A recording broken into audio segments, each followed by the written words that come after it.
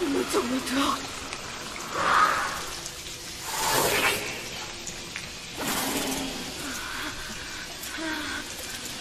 il est? Mais tais-toi! Il y a quelqu'un dans cette maudite grotte!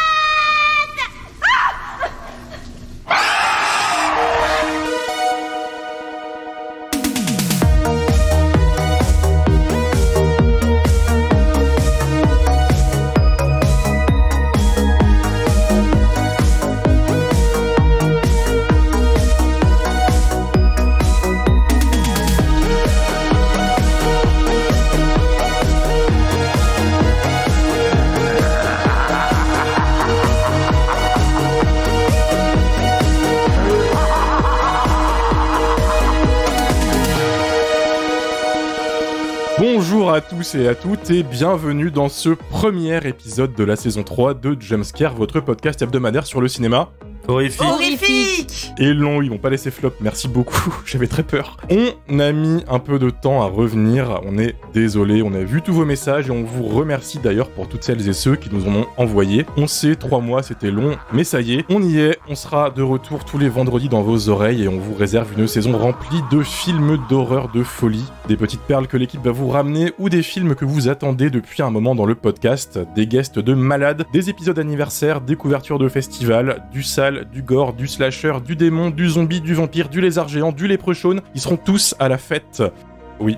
Et pour commencer cette saison en beauté, on va inaugurer un nouveau concept dans le podcast et faire un épisode pour fêter l'anniversaire d'un film culte en présence de son réalisateur. C'est un concept qui risque fort de revenir plus tard dans la saison, puisque des films d'horreur légendaires qui fêtent des anniversaires clés, il y en a beaucoup cette année, comme par exemple le film qui nous intéresse aujourd'hui, The Descent, film britannique de Neil Marshall, qui avait fait sensation lors de sa sortie en 2005 et qui fête ses 20 ans cette année. Dans The Descent, nous suivons un groupe de 6 amis passionnés de spéléologie qui se retrouvent toutes les 6 pour une expédition dans une grotte isolée dans le massif des Appalaches. Un groupe d'amis sous tension, en partie à cause de notre protagoniste, Sarah, qui est encore traumatisée par la mort récente de son mari et de sa fille lors d'un accident de voiture qui fait office de séquence d'ouverture qui met direct dans l'ambiance. Une fois sous terre, les choses tournent évidemment mal puisque l'équipe se retrouve piégée dans un réseau de tunnels inconnus. Juno, la meneuse du groupe, révèle alors qu'elle a emmené volontairement les filles dans une grotte inexplorée dans l'espoir de pouvoir découvrir tout ensemble un nouveau système de caverne et pouvoir le nommer tout ensemble, rendant donc toute carte inutile et sortie officielle impossible. Et puisqu'un bonheur ne vient jamais seul, elle découvre aussi qu'elles ne sont pas seules, puisque des créatures humanoïdes aveugles, les crawlers, habitent dans ces souterrains et ne sont pas super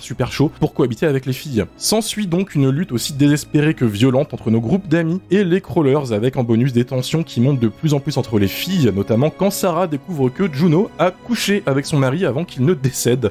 Bref, une bien belle journée de merde pour Sarah dans un film rempli de bonne humeur qui avait fait couler beaucoup d'encre lors de sa sortie puisqu'il avait une réputation de film qui fait vraiment peur. Rien que l'affiche donnait la couleur puisque la tagline du film, c'est littéralement « Il y a des films d'horreur et il y a des films qui font peur ». Mais est-ce le cas 20 ans plus tard? C'est la question qu'on s'est posée avec une partie de l'équipe il y a 3 mois quand le film a été projeté en présence de son réalisateur Neil Marshall au Festival international du film fantastique de Paris, réalisateur avec qui on a pu discuter au passage et qui sera donc avec nous en seconde partie d'émission pour une interview exclusive qui revient sur les coulisses du film et sur sa longévité. Et à l'image des 6 amis de The Descent qui descendent dans une grotte, les 6 chroniqueurs et chroniqueuses de Jumpscare sont tous présents pour faire des tunnels. Il est l'ennemi numéro 1 de Damien Léon et des fans de Terrifier depuis notre épisode sur la franchise il y a quelques mois. Il apporte une dose de sel parfois dure mais nécessaire à des plats qu'on a tellement mangé qu'on en perd parfois toute objectivité.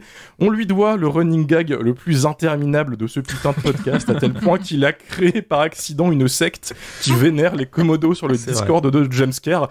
C'est Dario, comment tu vas ? Ouais, salut tout le monde, ça faisait un petit bail qu'on s'était pas vu, bah ça va super, merci Romain. Et puis bah venez sur le Discord, en vrai on s'amuse bien, c'est pas du tout une secte, hein, vous en faites. Vous devez juste avoir Komodo dans le pseudo. C'est juste ça, puis me filer 20 balles sur Paypal, mais c'est tout. C'est pas une secte, hein, c'est pas une secte. Promis. Tout se passera bien, tout se passera bien. À côté, il est sorti de sa maison de retraite, son vidéoclub poussiéreux rempli de films hongkongais, ultra violents et des films de Nazisploitation. Il fut l'un des premiers sur YouTube à mettre en avant une flopée de films d'horreur obscurs et à s'aventurer dans les fanges les plus anguleuses du genre, et c'est aussi le détenteur du record du plus long tunnel dans le podcast, 22 minutes pour défendre un film de non-exploitation, c'est évidemment Mathieu, le coin du bis. Comment tu vas, Mathieu ? Oh, ça va très bien, mais 22 minutes, je trouve ça léger, hein. Je peux faire largement pire. Mais c'est la version censurée du podcast, en plus. En plus, Oui. oui. Oui, parce que c'était 45 minutes. Il nous a aspiré, et moi j'ai dû remonter le truc en speed, mais c'était 27 ou genre 30 minutes, je sais plus. On frôlait les 30, je crois, de mémoire. Ouais. Tu fasses mieux pendant cette saison, Mathieu. Oui. C'est ton challenge. Elle est la mastermind derrière les meilleurs jeux de mots dans les titres des épisodes de Jumpscare. On lui doit notamment des hits comme Anatomie d'une chatte pour l'épisode sur Sex Addict, Mon préféré. ou encore Tu es triste, arrête sur l'épisode The Sadness. C'est notre daronne à tous et toutes qui empêche très souvent le reste de la bande de sombrer dans le mauvais goût le plus total et absolu. Programmatrice de l'extrême au festival de cinéma On vous ment et aussi de temps en temps co-animatrice du podcast, c'est évidemment Amélie. Comment ça va ? Ça va, et toi ? Ça va, ça va. Ça fait plaisir de vous retrouver. Oui, Oui, ça fait ça fait plaisir. longtemps. On est tous timides là encore, on n'est pas encore... Oui. On est rouillés. C'est ça, on se croirait en saison 1, c'est marrant. À côté, elle transcende à chaque mention du mot aérobique. Archéologue du mauvais goût sur Instagram, à mi-chemin entre Maria Carey et Tiffany Valentine, la fiancée de Chucky, elle est prête à défendre n'importe quelle série Z, trashouille remplie de gore, cheapos et d'érotisme racoleur, tournée dans la cave du réalisateur, comme si sa vie en dépendait. Le tout sans aucune once de mauvaise foi, aucune. Experte en cinéma de genre sur le blog du cinéma à 16 heures perdues, c'est Lily. Eh ben, bonsoir. Ravi d'être là. Dommage, c'est pas une cave ce soir, c'est une grotte. Donc ça me rend un peu triste. Mais t'auras l'occasion de faire ton tunnel la semaine prochaine, normalement. Oui. Elle défend souvent d'indéfendables slashers. Ses goûts cinématographiques sont aussi instables que sa connexion internet. Elle est l'organisatrice du fameux Stabaton, festival de cinéma horrifique qui met à l'honneur les franchises cultes du genre. Elle est programmatrice, elle aussi, au festival de cinéma On vous ment. Et c'est une des expertes françaises sur le survival, accessoirement fanatique extrémiste de Buffy contre les vampires à 16 heures perdues. C'est Mylène. Salut! C'est vrai qu'on est un peu rouillé, ça fait bizarre, mais c'est trop cool de vous retrouver. Mais attends, dès que tu vas dire une connerie, franchement, les insultes vont pleuvoir. Du coup, on va... C'est vrai que Ça va revenir. si j'arrive à avoir le ta gueule de Romain au premier épisode, c'est beau. Oh, donne-moi 2 minutes. Ça peut se faire. Déjà, je t'ai traité d'experte de survival, t'as pas réagi. Ouais, Si, c'est vrai. j'ai eu un petit moment de... J'ai fait un petit AVC, quoi. Bon, et du coup, le Lost, il s'est pas présenté par contre. T'as écrit quoi sur toi, Romain? Alors, pour finir, moi-même, et pour ne pas m'auto-lancer des fleurs ou m'auto-critiquer, j'ai laissé l'équipe me décrire. La moitié ne m'a pas répondu. Merci. L'autre moitié a juste écrit Prince des kebabs. et ennemi numéro 1 des toilettes de Filmo TV et d'un podcast dont on ne citera pas le nom. Je pensais pas Donc, que t'allais super. garder Non, ce mais qu'on c'est avait aussi dit. un aficionado de léprochaune, un collectionneur compulsif qui dépense toute sa thune dans les pires merdes pour C'est pouvoir pas regarder chez lui. Ouais. J'aime bien parce que Amélie, tout à l'heure, elle a quand même voulu écrire un truc, elle a fait, on peut dire des trucs gentils, puis là... Là, y a rien de gentil. Non, mais en vrai, pour dire un truc mi-gentil, mi-méchant, Romain, c'est souvent le seul sur sa colline, tu vois, pour défendre un film, des fois. Il y en a qui ont plus de collines que d'autres, hein, quand même. C'est vrai que Romain, il a gravi plus de collines que d'autres. Je sais que j'ai le peuple avec moi, c'est ça le truc. On lancera pas le débat Killer Clowns, mais je sais qu'ils sont avec moi, ceux qui nous écoutent. C'est ça qui m'importe. Mais moi aussi, je suis avec toi sur Killer Clowns. Mais On t'es est quand la même seule, 3, Romain. hein. On est 3v3, hein. Ça va.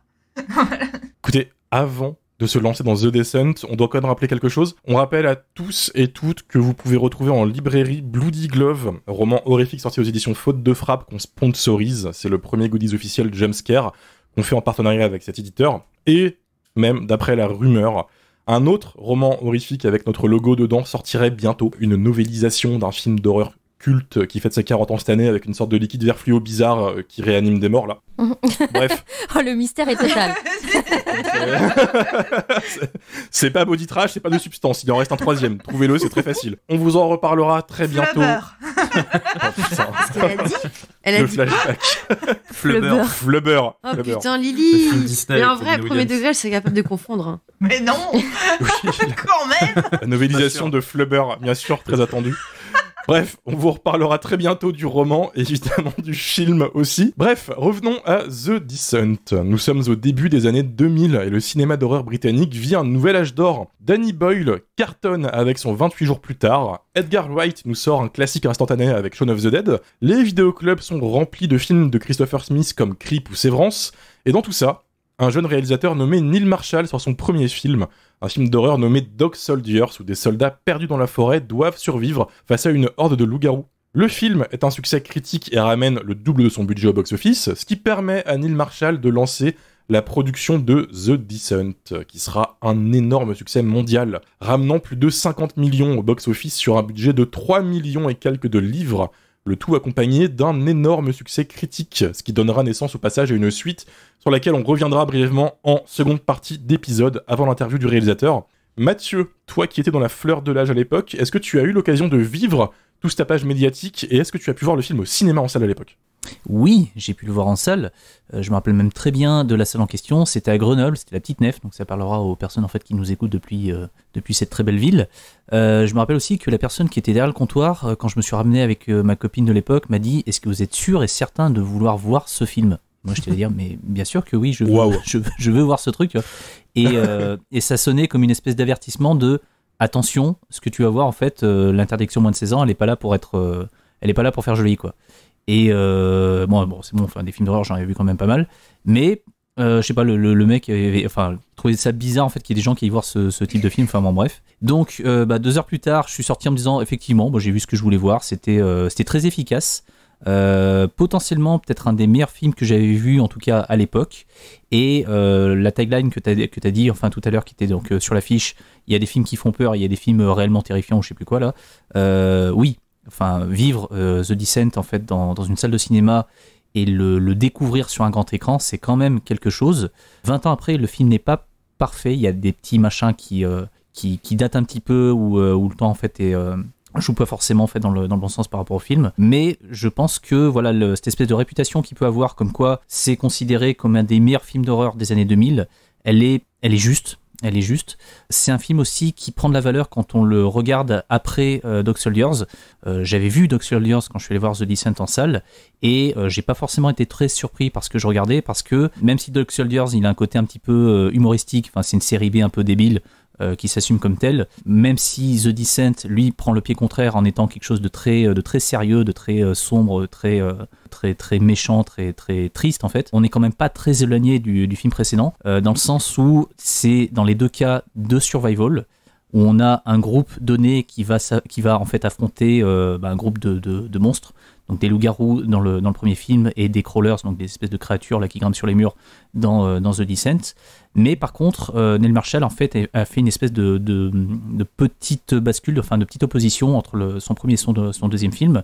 Son premier film se passe intégralement en surface, le second se passe sous terre. Dans le premier, c'est un groupe d'hommes, dans le second, c'est un groupe de femmes. Voilà, c'est pas non plus une révolution en termes de changement, mais on a un film en fait qui raconte grosso modo la même chose, mais où il y a des petits changements en fait de ton et de caractérisation des personnages et de lieux au niveau de l'action qui sont que je trouve intéressants quoi. Par contre, un truc qui m'a frappé quand j'ai revu pour préparer ce podcast Dog Soldiers, c'est à quel point le montage est un enfer. Mais vraiment. Je sais pas si vraiment c'était l'époque qui faisait que quand on regardait des films dans les années 2000, on faisait pas forcément attention à ce type de montage complètement éclaté, complètement épileptique. Mais aujourd'hui, à revoir, c'est un supplice. Je sais pas s'il y a des monteurs qui nous écoutent, mais regardez Dog Soldiers et focalisez-vous vraiment sur la scène où les militaires descendent de l'hélicoptère, qui est en tout début de métrage. Les 2 minutes qui suivent, c'est un calvaire. C'est vraiment, on a l'impression que le film il a été monté par un Parkinsonien, c'est pas possible, c'est inregardable. Et le truc, c'est que le monteur de ce film, c'est Neil Marshall. Et quand j'ai revu donc The Descent juste après avoir revu Dog Soldiers, je me suis dit putain, j'espère que c'est pas Neil Marshall qui s'occupe encore du montage parce que sinon c'est pas possible. Là, je sais que Dog Soldiers ressort bientôt en Blu-ray chez ESC. Franchement, si vous l'avez pas revu depuis l'époque, je pense que vous allez avoir une petite surprise en termes de montage parce que c'est, je sais pas, il y a peut-être 20 ans qui sont écoulés entre temps, mais c'est assez douloureux quoi. Or, pour The Descent, heureusement, le monteur a changé. Maintenant, c'est un monteur qui s'appelle John Harris et qui, paradoxalement, en fait, a été récompensé sur le travail qu'il a pu faire sur The Descent. Il a eu le prix du meilleur montage au British Independent Film Award. Donc, enfin, heureusement que Neil Marshall en fait a changé les choses à ce niveau-là. Enfin, ça finit par payer. Et pour l'anecdote aussi, c'est ce gars-là qui va réaliser donc The Descent 2. quelques années plus tard, dont on parlera un petit peu plus tard. Après, pour ce qui est du film en lui-même, je trouve que il était efficace à l'époque, il l'est toujours aujourd'hui. Effectivement, le montage est bien plus réussi, même si je trouve il y aurait des choses à dire sur le combat final. Je me rappelle que quand j'ai vu le film en salle, je trouvais le combat final très difficilement compréhensible parce que les plans sont très cut, c'est beaucoup de gros plans. Le fait que on soit en éclairage naturel entre guillemets, c'est-à-dire qu'il n'y a pas de source lumineuse bâtarde en fait avec de la lumière qui apparaît comme par magie dans une grotte, là où il est censé ne pas y en avoir, ça rend des fois la compréhension de ce qui se passe à l'écran assez difficile, même si d'une manière générale le film maîtrise quand même très très bien son éclairage, mais je trouve cette scène finale en termes de montage, en termes de réalisation assez un petit peu en dessous de ce qui a précédé. Il y a de très très très grosses scènes de tension, ma préférée étant celle de la traversée du gouffre, qui en termes de montage prend son temps vraiment pour poser une tension, et je trouve que c'est vraiment une des meilleures scènes, voire même la meilleure scène du film. Après, ce que je trouve intéressant aussi avec ce film, c'est que ça m'a frappé en le revoyant, c'est une espèce de film qui, je trouve, synthétise, c'est aussi une des raisons qui pour moi font que le film a eu du succès et continue d'être une espèce peut-être pas de film culte, mais de classique en tout cas du cinéma d'horreur des années 2000, c'est qu'il synthétise en fait tout ce qui fonctionnait dans l'horreur à cette époque-là. Tout à l'heure, Romain, en fait, t'as cité pas mal de films, mais The Descent, c'est pour moi un survival pur et dur. C'est un film qui est sorti en 2005, mais juste avant, tu l'as dit, il y avait Dog Soldiers qui était lui-même un survival. En 2003, il y avait le remake de Massacre à la tronçonneuse, il y avait Haute Tension aussi de Alexandre Aja en 2003. Ouais. L'année suivante, c'était Calvaire de Fabrice Duvels, donc en 2004. Tu as cité aussi Creep, film anglais qu'on a tendance un petit peu à oublier, mais où il y avait déjà une espèce de créature au teint blafard qui s'attaquait en fait à une femme en sous-sol. Donc là, en l'occurrence, c'était dans le métro. Donc il y avait déjà ce truc de mode entre guillemets du survival, et parmi les autres grands sous-genres en fait qui étaient en vue à l'époque, il y avait aussi le film de zombies qui a repris un petit peu d'importance, tu l'as dit, avec 28 jours plus tard en 2002, donc film anglais encore une fois. Un petit peu après, on a Shaun of the Dead, encore une fois un film anglais, et puis après on a l'armée des morts, avec des espèces de zombies là qui commencent à taper des sprints. Je trouve que même si The Descent n'est absolument pas un film de zombies, je trouve qu'en fait il garde des choses en fait qu'on a pu voir dans le cinéma anglais et dans le cinéma des zombies. Je trouve qu'il y aurait des liens à faire entre Creep justement et sa créature qui agresse une femme dans le métro, et en fait les films de zombies ou d'infectés qui sont sortis un petit peu avant, avec ces espèces de saloperies en fait qui, quand ils te voient, tapent un sprint dans ta direction pour aller te foutre en lambeaux et te déchirer et te bouffer quoi. Donc effectivement que les crawlers dans The Descent ne sont pas des zombies, mais je trouve que là aussi il y aurait des correspondances à faire entre les monstres du film de Neil Marshall et ce qui a précédé dans 28 jours plus tard, ou dans l'armée des morts, ou voilà quoi.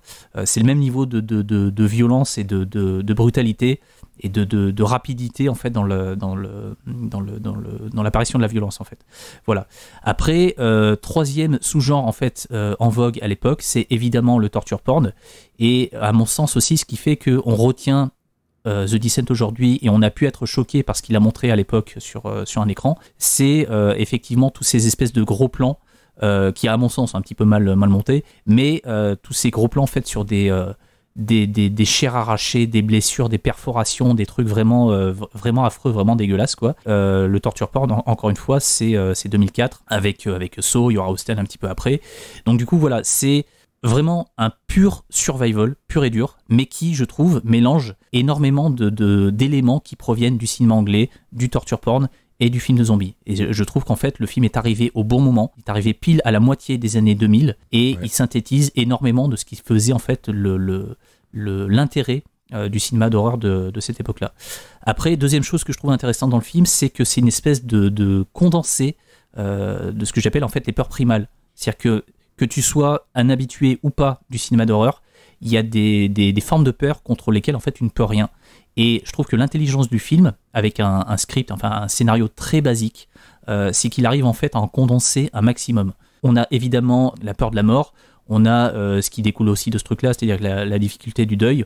On a un truc ça joue en permanence sur la peur des profondeurs, sur la peur du vide, sur la peur du noir, sur la peur de l'enfermement. Il y a tout un truc sur la claustrophobie. Évidemment, le film est extrêmement gore, comme je disais. Il y a un truc aussi au niveau de la peur des agressions. Pour tous les gamins qui ont été traumatisés par les fonds de footage et compagnie, tous ceux qui sont à fond dans l'analogue horror, il y a une séquence en fait qui est filmée en caméra infrarouge, qui est très efficace, où il y a une espèce de jumpscare qui, je trouve, fonctionne encore parfaitement 25 ans plus tard. Le film mise énormément sur toutes les peurs que j'ai citées précédemment, mais il joue pas forcément trop sur le jumpscare, et je trouve que ce jumpscare, pour une fois, est parfaitement amené. Ouais. Voilà, ça c'est encore une autre chose. Et la troisième et dernière, je finirai là-dessus, c'est, je trouve que la simplicité du script fait qu'on peut, nous en tant que spectateurs, y plaquer à peu près ce qu'on veut. Et quand je dis simplicité, c'est pas simple dans le sens simpliste. C'est juste que le script pour moi est très bien écrit. Enfin, c'est du papier à musique. On regarde pas forcément sa montre quand on regarde le film. Enfin, je le trouve en termes d'écriture vraiment, vraiment bien fichu, vraiment efficace. On peut voir ce film comme une espèce de métaphore sur le deuil. On peut le voir aussi comme une métaphore de la Renaissance, une métaphore sur la folie. La grotte étant au choix l'esprit de Sarah, ou alors même, potentiellement même son ventre. Quand on descend sous terre, littéralement on descend dans les entrailles de la terre. Là il y a tout un truc en fait où en fait Sarah va devoir lutter dans un espace clos contre des trucs en fait qui symboliquement renvoient à pas mal de choses. Elle finit littéralement dans des entrailles, elle est recouverte de sang. Il y a tout un truc aussi sur la Renaissance, sur le fait qu'elle doit se débarrasser des traumas de son passé et des personnes en fait qui l'ont foutue dans cette merde là pour pouvoir renaître une seconde fois. Donc il y a une espèce de limite de symbolique sur la Renaissance, sur l'accouchement. C'est limite elle qui doit accoucher d'elle-même une seconde fois. Il y a toute la scène finale où en fait elle remonte en direction de la lumière tout en étant recouverte de sang. Enfin bref, il y a énormément de choses. On peut aussi s'amuser en fait dans des petits détails, dans des petits machins, avoir peut-être des intentions de Neil Marshall ou pas. Par exemple, le fait que les filles font du rafting au début, elles sont sur l'eau, quoi. L'eau, c'est le symbole de la vie. Ensuite, le reste du film, elles sont sous terre à faire de la spéléo.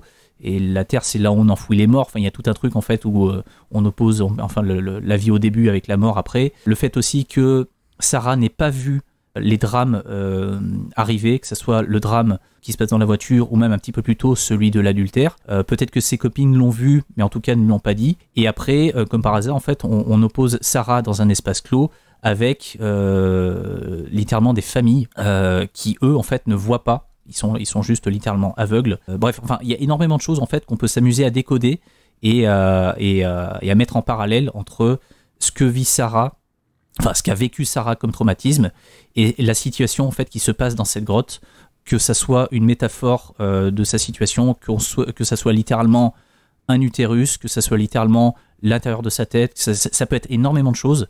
Et je trouve que c'est vraiment cette espèce d'éventail en fait de choix possibles qui seront en fait différents selon la sensibilité des spectateurs, qui font que ce film 25 ans après reste encore comme un des grands films d'horreur des années 2000. Voilà, il est arrivé au bon moment, il synthétise énormément de choses et il y a énormément de trucs en fait qu'on peut appliquer dessus si on commence à relier un petit peu les trucs entre eux. Tu as dit que l'interprétation elle est différente selon la sensibilité des spectateurs. J'en profite parce que je l'ai pas dit en introduction, mais elle va aussi être différente selon la version du film que tu regardes. Oui, pas oublier ça. Effectivement. J'ai oublié de dire en introduction qu'il y a 2 fins à ce film. Désolé, on va devoir spoiler un peu. On n'a pas trop spoilé là, donc si c'est l'instant où vous vous dites « Ok, il m'a vendu le film, je veux le voir », arrêtez là et allez voir le film, qui est dispo sur Shadows, il me semble, encore, ou Max. très facilement trouvable, d'occasion. Max, HBO Max. Ouais. Quoi qu'il arrive, film très culte, très trouvable, tranquille. Paramount Plus aussi. Voilà, foncez. Là, on va spoiler. Il y a une fin que quasiment tout le monde a vue, qui est la fin négative, où Sarah est toujours dans la grotte, et il y a la fin américaine, parce que ces gros fragiles étaient pas contents, je pense, et où Sarah s'en sort. Voilà. D'ailleurs, c'est sur cette fin-là que la suite se construit. C'est toujours un peu compliqué. Donc il y a beaucoup d'Américains qui se rendent compte des fois sur Internet qu'ils n'ont pas vu la vraie fin et tout. Surtout que je trouve que les deux veulent dire la même chose. Hein. Bah moi je trouve pas. Pas du tout. Ouais, moi je suis pas. Moi je trouve que Non, le fait qu'en fait elle voit Juno dans sa voiture, ça fait un jumpscare machin. Bah en fait on sait très bien que Juno elle est restée dans la caverne, donc en fait c'est elle qui l'imagine, donc en soi ça veut dire la même chose. Ça peut dire qu'elle a survécu quand même, en fait, déjà, et qu'elle est hantée par ce qu'elle a fait, mais au moins elle survit. Alors que dans la fin, on a nous, où elle est dans la grotte, elle est toujours un peu... Bah, elle est dans la grotte, Elle est pas allée au-delà de son trauma, en fait. Ah ouais, elle est foutue aussi. Quoi. Moi, je trouve que ce qu'on a appelé la happy end, en fait, je trouve ça bien plus brutal et plus violent que ce qu'on appelle la bad ending. Pour moi, c'est l'inverse. Parce que, certes, elle a survécu, mais elle a perdu sa fille et son mari dans un accident horrible. Elle vient de perdre toutes ses amies dans une expérience traumatisante où elle a quand même planté un piolet dans la jambe de sa pote, quoi. Donc je trouve ça bien plus cruel, en fait, de la laisser en vie au bord de la route comme ça, plutôt qu'au fond de sa grotte avec le souvenir de sa fille où elle a une expression hyper sereine. Voilà, donc, et puis moi, alors perso, le bad ending, je le trouve super kitsch. Il y a une espèce de travelling arrière qui donne une vision de l'étendue de la grotte. Et je trouve pas ça très très beau et ça gâche le sentiment d'oppression qu'on avait jusque-là dans la grotte. Et puis il y a une scène de flashback cucu avec sa fille. Non, c'est pas un flashback, c'est une espèce de fantasme. Non, c'est elle la voit, ouais. Avec un gâteau d'anniversaire, ce que je trouve très kitsch encore une fois, et je trouvais ça too much la première fois dans le film parce qu'on le voit une première fois ce gâteau. Parce qu'il a besoin d'une source de lumière. Ouais, et en fait, il a besoin d'une source de lumière. Du coup, le gâteau d'anniversaire s'impose parce qu'il y a des bougies dessus et ça c'est cohérent avec le fait qu'il éclaire tout le film. Oui, et aussi sur la thématique du trauma, quoi. Personnellement, je préfère qu'on reste sur le final abrupt de ce qu'on a appelé le happy end, qui, à mon sens, n'est pas un happy end en réalité. Je trouve qu'en fait, elle serait plus tranquille à rester au fond de sa grotte à regarder sa fille ad vitam aeternam, quoi. Un bon réalisateur ou un bon scénariste aurait pu faire une poursuite avec ce côté syndrome de la survivante. Et c'est pas ce qui se passe. Au lieu de faire un remake du 1, voilà. On y revient tout à l'heure. Mylène, de ton côté, toi tout à l'heure quand j'ai posé la question sur le groupe en disant qu'il a vu au cinéma à l'époque, toi t'as dit moi je l'ai vu en DVD à l'époque. Dis-nous tout, tu l'as revu pour le podcast, du coup qu'est-ce que tu en as pensé? Alors je l'ai pas vu en DVD, je l'ai vu en DivX à l'époque. Et je l'ai vu lors d'une soirée pyjama en double. Tu veux dire que tu l'as vu illégalement? Ah, c'était sûrement quelqu'un qui l'avait téléchargé sur Emulisland, je pense, effectivement. Et vu la qualité du truc, c'était peut-être un screener même. Wow. Donc ça part très très loin. Mais oui, je l'ai vu avec des copines quand j'étais ado. Et du coup, on avait fait The Descent et Creep. Et moi, j'avais adoré Creep. Mais par contre, j'avais détesté The Descent. Je m'étais fait chier. J'avais vraiment pas aimé. Et d'ailleurs, tout le monde en parlait. C'était vraiment le film qu'il fallait voir. Ah, parce que t'avais rien vu, c'était un screener. Mais c'est possible que ça soit un screener. Après, je sais pas, tu vois, c'est les souvenirs que j'en ai. Mais du coup, j'avais vraiment souvenir que j'avais pas du tout accroché au film et à la thématique et tout. Et je comprenais pas parce que tout le monde en parlait tout le temps et ce film m'a poursuivi, quoi. Genre en mode, faut que tu le revoies, c'est un film culte et moi, juste, ça me cassait les couilles, quoi. Et bon, je l'ai quand même revu entre-temps. Je me suis rendu compte que j'avais été un petit peu rude avec le film et qu'effectivement, peut-être que, comme l'a dit Mathieu, je l'ai effectivement vu en screener et ça a joué sur mon avis sur le film. C'est toujours pas mon film préféré, même si j'avoue qu'il a énormément de qualité. Mais avec le temps, j'ai tendance à m'adoucir, peut-être aussi parce que je vieillis comme Mathieu. Mais le film a effectivement... On vieillit tous, je crois, sauf c'est ça, sauf moi, Lily. je rajeunis. Effectivement, Lily, c'est Benjamin Button. Et plus je vois ce film, plus je trouve effectivement des petites choses qui me plaisent. Et surtout, je sais pourquoi je pense ne pas l'avoir aimé au premier visionnage. Alors, ce que j'aime beaucoup dans le film, c'est notamment son groupe de personnages féminins que je trouve assez bien écrit. D'ailleurs, je pense que c'était quand même relativement important pour le réalisateur parce qu'il a demandé énormément de conseils sur l'écriture de ses personnages féminins. Et il y a aussi le contre-pied de ne mettre que des personnages féminins dans son film. Je trouve que ça marche bien parce qu'on a quand même tout un truc autour des rapports humains, de la trahison, les tensions entre les personnages, leurs réactions, qui vont aussi beaucoup jouer dans le film, au-delà de ce qui va se passer dans la grotte et des créatures. Et ça, c'est vraiment la partie que j'aime beaucoup dans le film. Et justement, ce qui fait que j'aime pas trop le film, c'est les créatures. En fait, je me rends compte que j'adore la première partie du film parce que, notamment, Neil Marshall, il est super fort parce qu'en fait, il déjoue vachement les attentes. Il crée des faux jumpscares qu'il va vite enlever. Il utilise les tropes de l'horreur pour finalement les déjouer. Et il le fait très, très bien.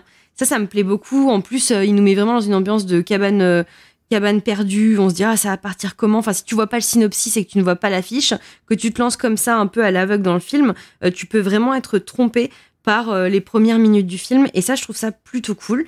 Et En fait, toute la tension qui se passe entre les personnages, justement, quand on se rend compte que la grotte, elle n'a pas été visitée avant, qu'il y a quand même une histoire quand même d'ego derrière, avec certains personnages, bah finalement, moi, ça me prend vraiment. Parce que je trouve que Neil Marshall, il est hyper fort pour tourner, justement, sa grotte, pour jouer avec les couleurs, les rouges, les verts. C'est quelque chose qui me plaît énormément. Et en fait, du moment où les créatures, elles arrivent, bah j'en ai plus rien à carrer. En fait, ça me saoule. Je me rends compte que vraiment le film aurait été fait sans créatures, presque avec, je sais pas, juste des ombres qu'on imagine, ou juste vraiment des engueulades entre les personnages, des trahisons. Bah en fait, ça m'aurait suffi. Oui, elles auraient pu s'entretuer en fait. C'est ça. Ça aurait marché. Un peu comme dans en Blair fait, Witch. Ah putain. Le film de la morve, je vais encore tomber malade, je vais me taire avant de choper. Surtout que les passages de claustrophobie sont vraiment très efficaces. Moi, ça me fait beaucoup plus peur de les voir toutes les deux coincées dans un tout petit boyau, et elles se regardent dans les yeux, elles se disent vas-y, on va s'en sortir et tout, et tu sens qu'il y a vraiment de la tension dans ces personnages, enfin, qu'elles ont vraiment peur parce que la spéléo c'est dangereux, Ouais. et qu'en fait à partir du moment où il y a les créatures qui arrivent, la grotte cesse d'être dangereuse en elle-même, presque. C'est ça. Et c'est un peu dommage. En fait, il est hyper fort dans cette première partie, enfin c'est quand même presque plus d'une heure, où finalement il utilise tous les outils qu'il a devant lui pour filmer, pour vraiment créer un espace cohérent, pour créer de la tension, comme tu dis, les petits espaces où elles sont vraiment coincées. Enfin, moi, ça m'a mis hyper mal. J'ai tendance à avoir la phobie d'être enterrée vivante, donc ça marche très bien sur moi, ces moments-là. Et finalement, en fait, du moment, je pense, où le fantastique est ramené, bah, il y a un truc de « Ok, je me mets à l'écart, c'est un film d'horreur, ça me détache du truc. » Et du coup, ma tension, elle était... Enfin, au début du film, j'étais vraiment en apnée, je vivais le truc avec les meufs. Et même si j'avais beau savoir voilà ce qui allait se passer. Et je pense que ouais, les créatures, c'était pas nécessaire et c'est un peu dommage. Pour moi, c'est vraiment le bémol du film. Et finalement, en plus, ça, je trouve que par moment, ça tue presque le fait que les personnages soient hyper bien écrits. Et ça défavorise le film. Et en fait, j'ai l'impression qu'il s'est un peu perdu là-dedans. Alors, est-ce qu'il a voulu faire un espèce de truc en mode c'est le purgatoire, du coup, elles ont des visions, il n'y a pas vraiment de créatures. J'en sais rien, mais en tout cas, pour moi, ça marche pas trop. Alors, j'ai un élément de réponse. Oui, il nous a parlé d'une scène coupée. Exactement, ça vient du réalisateur lui-même. Oui. Au début du film, dans la séquence où Sarah se réveille dans l'hôpital et elle court partout en mode j'ai perdu ma fille et mon mari et elle pète un câble, Neil Marshall voulait qu'on voit un des crawlers dans l'hôpital pour sous-entendre que ça peut être un figment de son imagination. Mais il a coupé parce qu'il voulait garder les créatures réelles. Et parce qu'apparemment la séquence marchait pas aussi, et je peux comprendre un crawler dans un hôpital avec un éclairage clinique, je pense que tu perds toute l'aura de la créature. Avec une blouse de malade. Oui, et une voix tout à fait normale. Le mec, il a une perf, ouais, mais alors que tu vois, dans l'hôpital, il y a un truc qui marche super bien par contre, parce que Neil Marshall travaille super bien ses lumières. C'est un super beau film de lumière, The Descent, et de son aussi. Mais le couloir d'hôpital qui s'éteint petit à petit là, qui crée de l'obscurité. En fait, c'est presque l'obscurité qui poursuit Sarah. En tout cas, qui la rejoint pour la première fois. Je trouve que ça marche super bien. Non seulement c'est très joli, mais en plus c'est très signifiant. Mais en vrai, je suis même pas sûre, tu vois, qu'il aurait eu besoin de cette scène du coup coupée. Je pense que dans la grotte, il aurait pu signifier qu'il y avait vraiment une part de folie, et ça se voit qu'il a pas trop su comment l'emmener, parce que justement, qu'on prenne la mauvaise fin ou la bonne fin, peu importe, c'est pas hyper clair, je trouve. C'est un peu jeté à la va-vite, et c'est un peu dommage. Et je suis un peu comme Lily, moi je préfère la fin où elle est dans sa grotte et tu te dis bon bah elle va crever en voyant sa fille et puis ça sera sympa et elle aura l'impression de bouffer du gâteau. Non, moi je préfère l'autre. Mais... Ah, toi tu préfères l'autre? Ah, moi je préfère quand elle est avec sa fille. C'est ce que j'ai expliqué tout à l'heure. Ah, mais j'avais pas compris, j'avais compris le contraire. J'avais compris le contraire. Bébé, je t'aime quand même. Toi tu préfères quand elle sort? Bah oui, parce que je disais que je trouvais ça beaucoup plus cruel en fait. Je trouve que c'est pas du tout une happy end. Voilà. Je trouve qu'au contraire, c'est quand elle reste dans la grotte avec sa fille, elle est beaucoup plus heureuse que dehors avec tous ses traumatismes, en fait. Ouais, après, je suis peut-être... Mais du coup, tu préfères la version la plus cruelle. C'est juste l'information qu'on va retenir. Ah bah oui. Moi alors, sachez que je n'aime pas les happy end jamais. Donc, sauf quand c'est Bruce Campbell qui s'en sort, voilà. Oh mon Dieu. Allez. Oh là là. T'as raison sur un truc. Quand le film passe en mode fantastique et qu'on révèle les crawlers, le principal défaut du film apparaît en force. On l'a déjà cité, c'est son montage. C'est-à-dire que chaque séquence de baston est surcutée à C'est fond horrible. et enlève tout espoir de tension ou de lisibilité, ce qui est un peu chiant. Alors que le film se suit super bien avant ça. C'est sûr que t'es à fond, mais j'insiste encore là-dessus, ça n'est rien comparé à Dog Soldiers et surtout rien comparé au film suivant qui est Doomsday. Mais peut-être parce que là, il a un Doomsday, monteur. en fait, ça je joue. l'avais vu à l'époque. Le point Doomsday, il est là. Voilà. À l'époque, j'avais trouvé ça sympa parce que le film, c'était une petite anomalie, dans le sens où, je crois qu'il date de 2008, un truc comme ça. Des films post-apo en mode Mad Max avec des punks à crête et tout. Il n'y en avait pas forcément des tonnes et des tonnes. Donc moi, j'étais content de revoir un petit peu ce truc-là mis au goût du jour, quoi. En plus, par Neil Marshall. Et encore une fois, j'ai pas le souvenir, quand je l'ai vu à l'époque, d'avoir été choqué par la stupidité du montage, quoi. Alors que quand je l'ai revu, là, pour préparer le podcast, encore une fois, c'est inregardable. Donc, effectivement, que les scènes de baston entre les crawlers et les filles dans The Descent, c'est compliqué à regarder, parfois, parce qu'on comprend pas ce qui se passe à l'écran, mais ça n'est rien comparé au truc épileptique qu'il y a pu avoir avant et après, quoi. D'autant plus que, encore une fois, le monteur de The Descent est reparti avec un prix pour son montage, quoi. Ouais, je peux comprendre aussi C'est qu'à ouf. l'époque, c'était un peu plus novateur. Je pense qu'ils veulent jouer sur la brutalité du moment. Ils veulent te perdre aussi parce que t'es dans l'obscurité. Et j'entends. Quand moi je l'ai revu, ça m'a un peu choqué aussi. T'as 2-3 séquences de baston, ça fait mal aux Bah, yeux. tu Tu sais pas ce qui se comprends passe. rien. Ouais. De ton côté, Dario, notre Gen Z de compagnie. Moi, je suis un millénial, hein. Je suis pas Gen Z, mec. Hein. Face à nous, Ouais. tu es un Gen Z. Je suis de dernière année des millennials. Hein. Attention. T'es né en quelle année? 96. Oh, putain. Ah, Ah, t'es Eh oui. si jeune, Dario. Le dernier des millennials. T'es un t'as bébé. 7 ans plus que Mignon. moi. Oh putain, Lily, putain. Tu l'avais déjà vu à l'époque ce film ou pas? Non, moi je le connaissais que de réputation et j'avais juste vu le fameux jumpscare en night shot là, avec Oui. le crawler derrière. Et j'avais réussi à l'oublier parce que quand je l'ai vu pendant le film, ça m'a marqué. Je me suis dit, ah, putain, mais oui, j'avais déjà vu ça. Et le jumpscare marche hyper bien en fait. Mm. Tu le disais, Mathieu, je trouve que ce jumpscare là est fou. D'ailleurs, tu disais aussi qu'il n'y avait pas beaucoup de jumpscares et j'étais pas trop d'accord. Je trouve qu'il y en a quand même, je pense, 5 ou 6.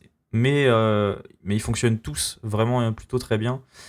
Et il y en a qu'un seul qui est un peu prévisible, je trouve, parce que souvent dans les jumpscares, la caméra s'arrête un petit peu, le temps s'arrête avant que ça fasse peur. Et c'est celui où elle rêve qu'elle se fait transpercer à travers la fenêtre, où en fait elle revoit un petit peu l'accident qu'a eu son mari, etc. Enfin bref, j'ai bien aimé le film, donc c'est cool, on commence la nouvelle saison de jumpscare avec un film que j'ai bien aimé. Ceci étant dit, il y a quand même des choses que j'ai à dire, sinon ça serait pas drôle. Pour commencer, moi je voulais parler du montage au début, surtout des scènes d'action, mais on vient de le faire, donc je vais pas revenir dessus. Je trouve que le film est quand même assez impressionnant, on l'a pas trop mentionné en termes de set design et de décor, parce que du coup, je me suis renseigné, le film c'est tout est tourné en studio, quasiment à part les scènes d'extérieur, et il n'y a pas une seule seconde où on remet en question, je trouve, la véracité de cette grotte là, quoi. Tout est vraiment hyper bien filmé et hyper bien fait. Et j'ai même vu qu'apparemment ils ont réutilisé plein de décors, enfin de morceaux de décors pour faire des nouveaux murs, etc. Ce qui semble logique hein, pour économiser de l'argent, etc. Mais pareil, il n'y a aucun moment où tu te dis, bah, ce bout de mur là avec les stalactites, je l'ai déjà vu. Alors je spoil un peu l'interview, mais en fait, effectivement, Neil Marshall nous a dit que ce qui fait qu'on y croit à la grotte, c'est qu'ils ont vachement bossé le son. Et notamment le fait que des fois le son il y ait de l'écho, des fois il n'y en ait pas, qu'en fait c'est la manière dont les voix se réverbèrent, est-ce que tu entends des gouttes d'eau, est-ce que tu entends les pas qui résonnent ou pas, qui fait que tu crois à la grotte. En fait c'est toujours les mêmes 4 bouts de carton qui font la même grotte, mais c'est l'éclairage et surtout la manière dont le son se répercute qui fait que la grotte elle est crédible en fait. En l'état, c'est surtout l'absence d'éclairage qui fait que le truc est crédible, Oui. parce que effectivement, ouais, c'est toujours les 3 mêmes rochers qui sont bougés, qui sont remués, qui sont retournés pour te faire croire à un environnement différent, alors qu'en vrai, t'es toujours au même endroit. Mais le fait de ne rien voir te fait en fait imaginer ce que tu ne vois pas, quoi. Après, c'est pas complètement sous-exposé, tu vois. Ça, c'était un truc que j'avais dans mon souvenir où tu voyais rien. Et quand même, vraiment, t'as des scènes qui sont très rouges, très vertes, et tu vois vraiment quand même... Enfin, tu vois pas des grands champs, mais c'est pas sous-exposé non plus, tu vois. Et ça m'a étonné au revisionnage. Alors moi j'avais quand même des petits prismes noirs je l'ai regardé sur Max et les noirs très noirs et c'est un peu compliqué en streaming et c'était un peu dégueu. Je sais pas si vous je sais pas si vous l'avez regardé, si vous avez le Blu-ray ou un truc comme ça. La joie du streaming, malheureusement. Ouais, c'est ça, il y avait des artefacts dans les noirs, etc. Donc c'était un peu relou, mais je pense qu'au cinéma c'était pas le cas, Mathieu. Du coup, pour en revenir, à mon avis, je trouve que le film, pour un film justement des années 2000, donc vous savez que j'aime pas trop l'esthétique en général, ce film-là, il a pas trop mal vieilli comparé à d'autres films de son époque, par exemple Saw, où je trouve que l'esthétique a vraiment pris un coup dans la gueule. Je pense que c'est notamment dû à la lumière, on en a parlé, le film est assez bien éclairé et Neil Marshall arrive à nous foutre du rouge et du vert dans une grotte et que ça ait plutôt du sens quoi et que ce soit assez joli. Même si je trouve que les plans éclairés, enfin certains plans, pas tous les plans, mais certains plans éclairés à la fusée de détresse là, un peu rouge, des fois sur la lumière qui se réverbère sur les murs et tout, c'est un peu cracra burk. Donc il y a un côté un peu numérique en fait, fausse lumière numérique je trouve de temps en temps. Ouais. Mais bon, ça c'est aussi un problème de budget hein, bien sûr. Parce que Romain tu l'as dit, le film c'est 3,5 millions de livres. Ouais, c'est ça. Et je trouve, après c'est pareil encore une fois à cause du budget, que bon les crawlers des fois ils sont un peu mal intégrés. Tu sens qu'ils sont sur un fond vert, c'est un peu dégueu. Oui. Pareil pour les chauves-souris du début, je sais pas si vous avez vu, mais il n'y a pas de motion blur sur les chauves-souris. Donc c'est pas très beau. Je pense que le motion blur a été inventé en 2006, a priori. Par contre, pour les personnages, je trouvais que c'était assez intéressant, parce que Mathieu, tu parlais d'opposition entre l'eau et la terre dès le début. Et en fait, il y a d'autres oppositions qui s'opèrent entre tous les personnages depuis le début du film. Notamment quand elles font du rafting. Il y a Juno qui est en rouge et donc l'autre c'est Beth je crois et Sarah du coup elles sont toutes les deux en bleu, donc dès le début il y a des espèces d'oppositions en fait évidentes que tu vois pas forcément entre les persos et le fait que Sarah soit en bleu comme Beth et que Juno elle soit la seule en rouge, bah évidemment ça fait un peu le Among Us quoi, c'est celle qui est suspecte dans l'équipe. La ref est folle. Ouais. Tu pourras mettre le bruit de sus de Among Us à ce Non mais moment-là. c'est ça, mais tu parles au Gen Z, toi c'est... Il faut. Alors que je suis un millénial encore une fois. J'y tiens. Et du coup là où je voulais en venir c'est que niveau d'écriture il y a un truc assez intéressant qui se passe avec le personnage de Juno dont on n'a pas trop parlé. Parce qu'en fait Juno elle est présentée comme l'espèce de Lara Croft de ouf, celle qui... bien qu'elle ait couché avec le mari de sa meilleure amie, c'est l'aventurière, etc. Donc elle n'est pas spécialement présentée comme un personnage pour lequel on pourrait avoir de l'empathie, même si dès le début on sent qu'elle est quand même affectée par la mort du mari de sa copine, etc. Mais en fait là où Sarah devient ultra badass, en fait ça devient Arnold Schwarzenegger à la fin de Predator, quoi. Elle est en mode survie, vengeance, etc. Juno à ce moment-là en fait se passe l'inverse, où ça devient elle le personnage pour lequel t'as de l'empathie. Je trouve que c'est là que le film il est hyper bien écrit en fait au niveau des personnages, parce que en fait moi je voulais que Juno elle parle avec Sarah, tu vois, qu'elles en parlent et qu'elles se fassent un câlin, tu vois. Évidemment le film il parle pas de ça, c'est pas un film sur le pardon du tout. Ah ouais, tu voulais qu'elle survive, Juno? Mais ouais, en fait moi je voulais pas que Sarah ait tué Juno, je trouve ça un petit peu J'ai une excellente nouvelle pour toi. Non, mais, Oui. d'accord. Moi, je considère que le 2, bon, je n'ai vu que le 1. Je n'ai vu que le 1 et c'est comme si elle Oui, l'a tué. techniquement, elle la condamne parce que elle lui la pète condamne. une patte quand même. Oh, les Mais, petites béquilles, ça va. Ah, le piolet, elle ressort de l'autre côté de la jambe, hein, quand même. Moi, je comprends, j'aurais fait pareil. Hein. Ouais, mais en fait, justement, c'est ça. Ça, je trouve ça pas très crédible. Tu vois, parce que, en vrai, tu mets 6 meufs dans une grotte et elles doivent s'en sortir. Elles sont, même si elles ont des animosités, et bon, ok, elle l'a trompé avec son mari, mais en plus, il est mort. Enfin, je sais pas. Et se dire que elle la tue pour ça, enfin, qu'en gros, elle la Ouais. sacrifie Mais pour c'est ça. pas que pour ça. Je trouve Hein. que c'est un peu too much. Oui, Attends, la vraie raison qui fait qu'elle vrille, c'est pas pour ça. C'est parce qu'elle a laissé pour Ouais. morte une autre meuf et qu'elle l'a quand même bien amochée, quoi. Et bah ouais, mais du coup, elle fait exactement la Et même après, chose. Mais c'est- non, mais elle croit Elle fait qu'elle a exactement la c'est- même chose. après, c'est pas parce qu'on est des femmes qu'on est des meilleurs êtres humains. Hein. Moi, ça dépend avec qui tu m'enfermes dans Non, la mais grotte. j'ai pas hein. dit ça. un peu en fait, fatiguée. c'est tu des tapes amis Juno, à la quoi. base. C'est Ouais. des copines. C'est des que c'est copines des- à la c'est base. pas Meilleurs pareil. amis, ouais. Et du coup, je trouve que le fait qu'elle laisse Juno dans la grotte, c'est même un être humain que tu connais pas, tu le laisserais pas. Je suis Ah, pas mais sûre. Juno, c'est une pote de Après, merde. je sais hein. pas, Moi, tu Moi, vois. je lui aurais mis un coup de Non. piolet. Hein. Là, je voulais en venir justement, on commençait à en parler un petit peu, mais quand Juno, en fait, elle tue Beth par accident, le film te le montre comme un accident. Le film te le montre jamais comme en fait Juno elle est pas gentille, tu vois. Et en fait quand Beth elle raconte, après elle est en train de crever donc ok je comprends qu'elle a pas beaucoup de mots à dire etc, mais quand elle le raconte à Sarah, forcément Sarah elle le prend comme en fait c'était un piège depuis le début, elle m'a tué quoi, alors que nous le spectateur on sait que c'est pas le cas. Et le passage où justement Juno elle tue Beth et que Beth elle lui dit ne me laisse pas et que elle est en larmes et elle se met littéralement en fait dans le noir, dans l'obscurité, en fait le personnage il perd un peu toute son aura badass Lara Croft qu'elle avait dès le début, et c'est à partir de là où tu commences à avoir de l'empathie pour elle. Sachant que après il y a quand même d'autres sets d'action où elle bute des... Bon, moi j'appelle ça des gobelins, mais où elle les bute. Elle est beaucoup moins badass, mais en même temps elle est beaucoup plus humaine. Et voilà, ça m'a un peu... J'étais un peu deg et un peu énervé en fait par cette fin. Parce que on parlait des deux fins différentes. Du coup celle qui est la bad ending où en fait Sarah elle reste toute seule dans le noir avec sa fille qui n'existe pas, qui est dans sa tête. Déjà le plan, comme tu l'as dit Lily, moi je suis pas fan de ce plan là. Il est moche. Très mal composé, et en fait c'est un plan large alors qu'il n'y a pas trop de plans larges dans le reste du film, donc ça dénote un peu, et vous savez que j'aime pas trop les plans larges, donc jusqu'ici le film me plaisait vraiment énormément. Mais du coup le fait que le plan soit moche à la fin, qu'il soit pas très bien composé, que l'espèce de travelling arrière fonctionne pas vraiment, que ça m'a énervé qu'elle bute Juno, même si bon elle est encore en vie dans le 2, machin on s'en fout, qu'elle la condamne en tout cas, c'est un peu comme si le film me disait bon, la vie c'est de la merde et ta mère c'est une pute. Salut. J'ai vraiment pris comme ça en mode le générique arrive, ça, hein. Le générique arrive et je fais ouais putain ouais, la fin est ultra nihiliste, et moi j'aime pas trop les fins nihilistes, mais le film est réussi quoi. Malheureusement il y a eu une suite et bon je l'ai pas regardé, j'ai juste vu un résumé etc, j'ai vu le Dead Meat le Kill Count pardon. Donc j'ai vu toutes les images du 2, ça a l'air vraiment franchement pas terrible. On parlait de Gen Z, Lily, toi aussi qui est une fière Gen Z, quasiment en génération alpha, à fond. Je suis pas née encore, vous savez.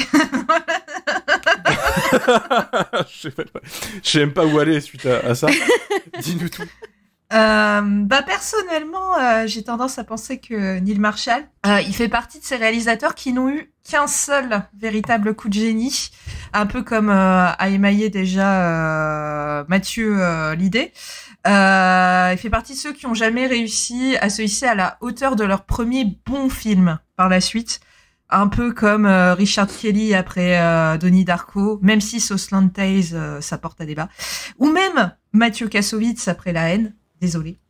C'est frustrant dans le cas de Neil Marshall parce que ce premier coup d'éclat, The Descent, il était vraiment prometteur, hein, comme on l'a dit. Alors moi, c'est surtout du point de vue de la mise en scène et dans la manière qu'il a de filmer la nature environnante. Au début, donc que ce soit dans la scène du rafting ou quand elles arrivent dans cette forêt là. On a beaucoup de scènes de nature, de forêt en pleine lumière, où on sent que les personnages ils sont dominés par l'environnement, notamment le plan du début de la cabane où elles vont dormir, qui apparaît en plongée dans le cadre de la forêt, et cette cabane elle apparaît toute petite et ridicule au milieu d'arbres immenses. Et ce que je trouve super intéressant, c'est qu'on va faire l'inverse une fois dans la grotte, donc rendre le décor naturel angoissant encore d'une autre manière.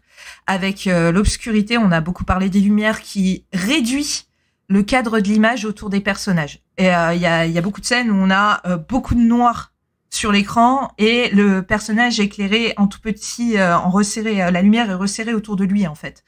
Et là où on avait une lumière naturelle et des plans un peu plus larges dans la forêt auparavant. Et c'est ce qui va contribuer à rendre le film oppressant et à donner cette idée de piège qui se referme progressivement autour des protagonistes. Et personnellement, je trouve que c'est cette mise en scène qui fait la force horrifique du film. Et ça tient peut-être au fait que... alors j'ai un vertige maladif. C'est-à-dire que même derrière un écran, j'ai peur du vide. Un personnage se penche à la fenêtre, j'ai le vertige. Et j'ai une claustrophobie bien précise qui fait que je me sens oppressée dans un environnement qui n'est fait que d'une seule matière. Donc là, de la roche partout, j'étais vraiment pas bien. Et la scène du gouffre, mais alors la totale, quoi. Voilà. Mais cela dit, mes phobies mis à part, je trouve que The Descent est particulièrement efficace sur ces aspects. D'une part, comme je le disais, par les plans resserrés, l'environnement très sombre, et c'est l'erreur du 2 que d'éclairer la grotte. Oui. Le 2, c'est une Ouais, voilà, ça va pas du tout. Mais aussi par le fait que les personnages perdent peu à peu des éléments qui assuraient leur sécurité. Qui est un truc qui a été popularisé par Blair Witch, comme le dit Hélène du podcast La Galette. Ici, on a des lampes de poche qui tombent en panne, on n'a plus de ressources pour se nourrir, on perd un premier sac de matériel, puis une partie du matériel restant. Il y a aussi ce truc du briquet qui les guide, parce que la flamme, elle aussi, en fonction de l'air extérieur qui rentre dans la grotte, et au bout d'un moment, en fait, cette flamme ne vacille plus, donc elles ne savent plus où aller, parce qu'avant, elle suivait l'air. Et tout ça, ça contribue, en plus de la mise en scène, à rendre le piège de la grotte encore plus oppressant. Et du coup, je rejoins complètement Mylène, même si on n'aime pas la même fin. Là, je suis 100% d'accord avec toi, mais on en avait déjà parlé plein de fois.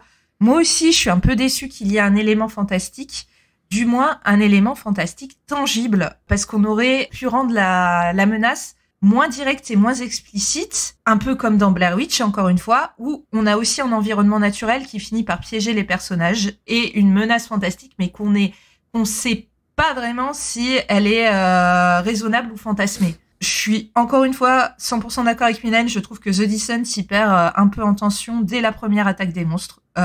J'ai exactement le même ressenti que toi, c'est-à-dire qu'une fois que le premier crawler il est attaqué, je perds un peu d'intérêt. Voilà. Cela dit, c'est pas non plus un énorme bémol, parce que ces bestioles, elles ont un look incroyable et un sound design incroyable. Et leur capacité à se repérer au son comme des chauves-souris, je trouve que ça crée un nouvel enjeu qui donne lieu à des stratégies de survie intéressantes. Cela dit, je continue de penser que c'était dispensable dans la mesure où on en a parlé, il y a un antagonisme qui se crée au sein du groupe, avec le personnage de Juno, du coup, mais aussi de Holly, qui dans sa panique met en danger les autres, mais c'est pas tellement exploité, et c'est dommage, je trouve, de pas avoir plus creusé tout ça, même si les crawlers restent assez iconiques, ce qui fait que je pardonne volontiers. Voilà. Même si je pense qu'il aurait pu aller un petit peu plus loin. Voilà. T'as parlé des maquillages. C'est vrai qu'on a très très peu parlé, Ils sont très mais beaux. il y a une vraie perf. Ouais. Déjà, c'est des maquillages horribles à porter pour les comédiens dessous, puisque ça fait partie de ces créatures qui sont de la tête aux pieds nus maquillés. C'est pas juste le visage, c'est pas juste un bras, les mecs sont entièrement recouverts de latex. Et j'avais vu dans le making of que les mecs, ils sont en souffrance tout le long. Et ils en ont que 2 ou 3 des crawlers, et ils les dupliquent numériquement. Ça se voit des fois d'ailleurs à 2-3 plans que c'est les mêmes qui sont dupliqués. Mais ouais, je suis totalement d'accord avec toi. En termes de maquillage, pour un tout petit budget, c'est fou quoi. Et ça aurait pu foirer le film si ça avait Ils pas ont été vraiment bien. cet aspect, leur peau, elle est un peu translucide, tu sens le truc froid et humide. Et en plus, ils leur ont collé des petits gravillons sur la peau, c'est vraiment tangible, c'est incroyable. C'est ça, tu parlais de zombies. On parlait de zombies tout à l'heure en début d'épisode, mais là, ils ressemblent plus à des vampires. Je trouve qu'ils ont un truc de Nosferatu Oui, dans l'âme, tout à tu vois. fait. Dans les Ils ont oreilles un nez de pointues. chauve-souris un peu aussi. Ouais, c'est ça, c'est un mix de plein de choses, et ils sont terrifiants. D'ailleurs, les actrices ne savaient pas à quoi les crawlers ressemblaient avant qu'elles les voient lors de la fameuse scène de la découverte avec la caméra. C'était une volonté de Neil Marshall que de leur cacher le design des crawlers et de ne le révéler qu'à partir du moment où ils allaient tourner cette scène-là. Donc du coup, la terreur qu'on voit dans ce truc-là, en fait, est réelle. Ah ouais. J'aurais essayé de le tuer, moi. Mais dans la panique. Le pauvre figurant, tu sais. T'as Mylène qui te tabasse d'un coup, tu sais. Mais je pense qu'il y aurait des parallèles intéressants à faire entre ce film et Alien. Aussi. Parce que tu vois, là, ça vient de me frapper, je viens de sortir cette anecdote, mais ça me fait penser à l'anecdote aussi de l'alien qui sort du ventre de John Hurt dans Alien, où Ridley Scott avait pas mis au courant les acteurs, les actrices qui étaient autour du truc, en fait, de ce qui allait se passer, de qu'est-ce qui allait sortir, tu vois. Si le fait qu'on a, dans Alien, c'est un groupe, mais à la fin, il reste une femme qui se retrouve dans un endroit clos avec des trucs, avec des symboles phalliques, en fait, qui en veulent à sa vie, et elle doit se surpasser pour sortir du truc et tout, et gagner un autre espace. Enfin, il y a beaucoup de choses, en fait, je trouve, qui peuvent provenir d'Alien, même si comparativement, on n'est pas au même niveau que le film de Ridley Scott. Ça serait pas déconnant de dire que, d'une certaine façon, The Descent, ça aurait presque pu être le Alien des années 2000, quoi. Est-ce que ça l'est pas? Est-ce qu'il y a un Alien des années 2000? Et dites pas Prometheus. On vous tabasse. Je sais pas, parce que là, en l'état, c'est pas du tout de la SF, tu vois, mais il y a des thématiques, il y a des. C'est il y a plus de des la SF que du petits fantastique trucs, en fait, pour qui moi, hein. sont assez communs. Pour moi, les crawlers, c'est des humains qui ont évolué, tu vois, ou font des. Ouais. Donc pour moi, je le vois plus comme de la SF que comme du fantastique. Ouais, moi j'ai toujours pensé qu'en fait c'était des alpinistes qui s'étaient perdus et qui sont adaptés aux profondeurs Ouais, en fait. pour moi, c'est ça. Non, mais c'est ce qui est sous-entendu, hein, ils retrouvent des armures et tout. Ouais. Amélie, toi, tu voulais plus te réserver pour quand on va parler de la suite, mais est-ce que tu as 2 mots à placer sur The Descent? Non, je suis assez d'accord avec tout ce que vous avez dit. Effectivement, moi aussi, j'ai toujours dit que The Descent serait un meilleur film sans les monstres. Yes. Je trouve que le fait d'être dans un environnement hostile et d'avoir enfermé un groupe de personnages suffit. Après, effectivement, Mylène, elle avait souligné que c'est un groupe de personnages plutôt bien écrit, et je suis d'accord avec ça, c'est-à-dire qu'elles sont toutes très identifiables, même si, en vrai, elles sont toutes en tenue de spéléo, et avec un casque, ce qui pourrait, en plus, éclairer de la même façon et tout, ce qui pourrait faire qu'on les reconnaît pas vraiment. Mais en fait, non, on identifie assez bien les personnalités et leur dynamique de groupe, donc ça fonctionne. Il y a un truc que j'aime bien aussi, c'est que on a affaire à un groupe de fans de sport extrême, féminines, et qui savent totalement ce qu'elles sont en train de faire. Et ça, enfin, à part que Juno les a piégées, mais ça se voit qu'elles ont l'habitude d'aller faire du sport extrême, qu'elles ont l'habitude de faire du trail, on les voit au début faire pas du canoë, du rafting. Du rafting.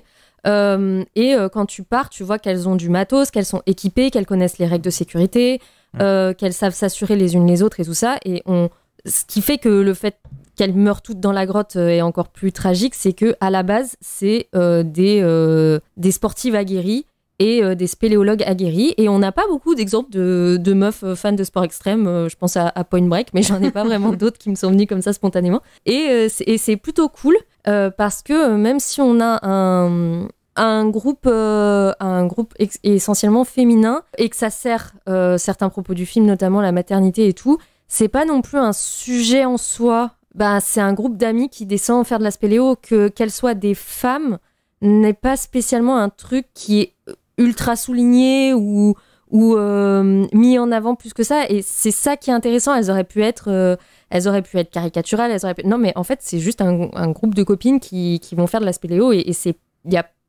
pas le sujet, enfin c'est pas comment dire, on n'en fait pas tout un gros sujet. Ouais, on n'en fait pas tout un plat, quoi, voilà.